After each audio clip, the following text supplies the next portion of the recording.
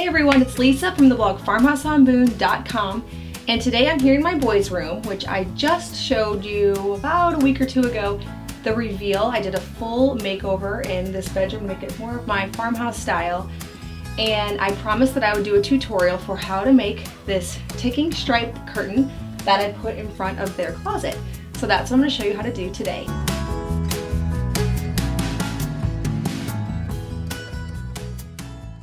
So ticking stripe is one of my favorite fabrics. It's simple, it's neutral, but it still adds some color. I love it in bedrooms. I have a shower curtain that's ticking stripe. You can do so much with it. This is a super simple tutorial. It requires probably about 30 minutes of your time, and that's it. So if you are a new sewer or you just like those kind of projects that you can start on and finish in one day, this is definitely one for you. I know I'm that type of person. I put things off that take multiple days. I like things I can just whip out in a day, see the satisfaction of it, and then move on. As you can see, I used this curtain to cover up the boys' closet. This room really didn't have space for an opening closet door and the beds and everything that needs to go in this room. So that is why I chose to make a curtain instead of the door. I started with a standard 44-inch wide ticking stripe fabric. Now, because of where I wanted my curtain to fall and then also be above the door, I wanted it a total of 83 inches long. The tabs add about 3 inches to the curtain. For the rest, I needed it to be 80 inches. But to account for the seam allowance at the top and the bottom, which is about an inch each, I needed my main piece to be 82 inches. So I finished this whole project with 2.5 yards of fabric. So I actually did not even take the sides in. I just used the finished edge of the ticking stripe fabric. So the curtain is 44 inches wide. Now, if you're going to make this for a shower curtain and you need it quite a bit wider, I would suggest finding a stripe to go on and then sewing right in between the two stripes so that it looks as if the pattern continues.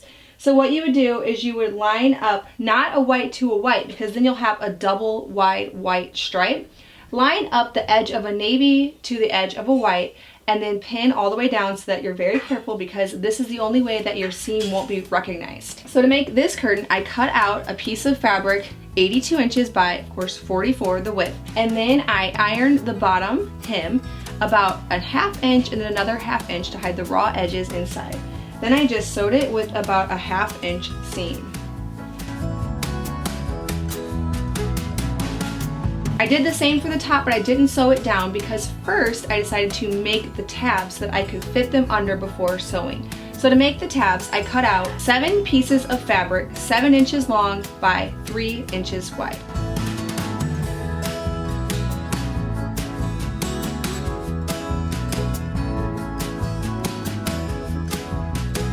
I folded it in half lengthwise and sewed along the long edge, and then turned it out with a large safety pin.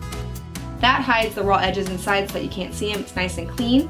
I then pressed the tabs open and sewed down both sides with a top stitch. Now, a top stitch is just a stitch to make the seam lay nice and flat. It doesn't really serve a purpose as far as holding it together. It's more for the aesthetic. Then I took the tabs and I evenly spaced them out underneath the top hem before sewing it in place. To do this, I just first placed 2 on the outside edges.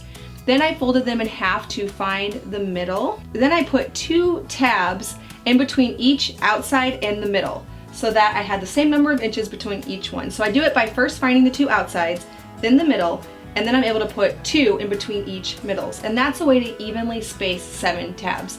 Now you might have to play around with it a little bit, pin them in place, measure them, see if they're even, and then continue until you have it just right. Then I sewed the top seam down, making sure to catch all 7 tabs.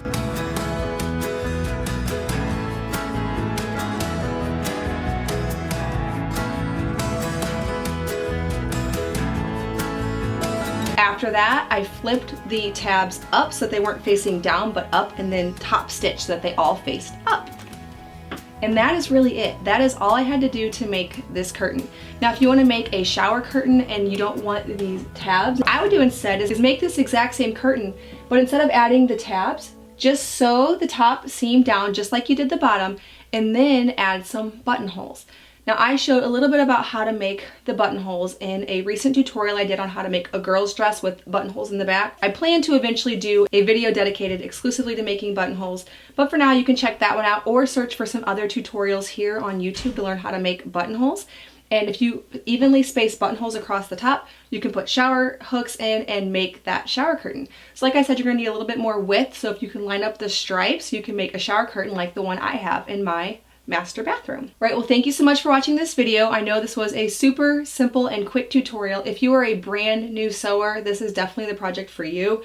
You can play around with it once you master these simple techniques and maybe add some ruffles to the bottom if of course you're not making something for a boy's room, and have fun with it because it is a very easy project. Well, thank you so much for watching this video. If you're new, please hit that subscribe button. I make 2 new videos every week on food from scratch, natural living, and a handmade home. Thank you so much for stopping by the farmhouse.